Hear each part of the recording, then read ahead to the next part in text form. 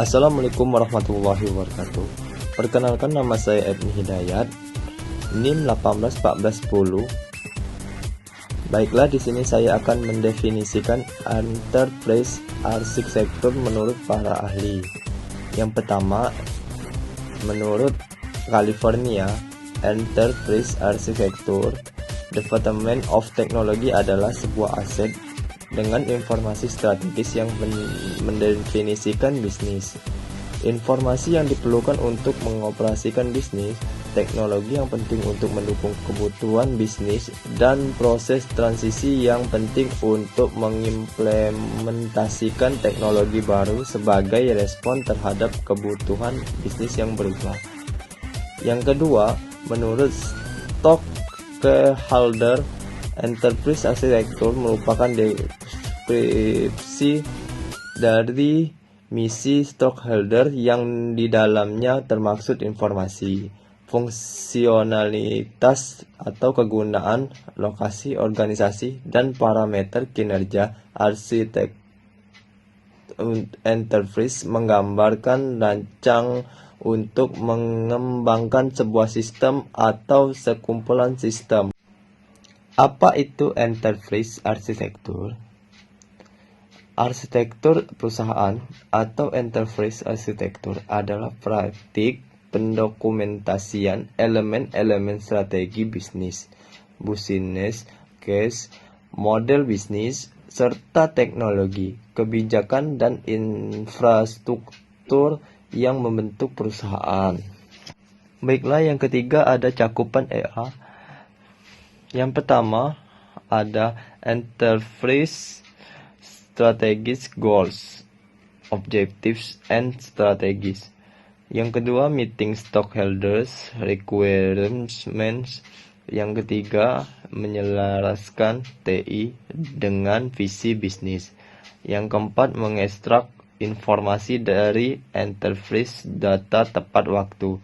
Yang kelima, meningkatkan efisien operasi dan pembuatan keputusan. Yang keenam, mengadopsi strategi untuk perkembangan di masa mendatang. Yang ketujuh, ada sistem bisnis, proses, dan data sharing yang terintegrasi. Yang kedelapan, mengorganisasi infrastruktur, teknologi, dan sistem informasi.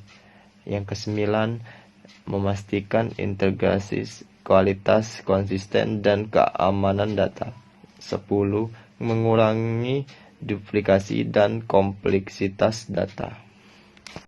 Dan selanjutnya, proses arsitektur enterprise. Proses arsitektur terdiri dari langkah-langkah yang membawa ide awal melalui tahap perancangan dan implementasi menjadi sebuah sistem yang operasional.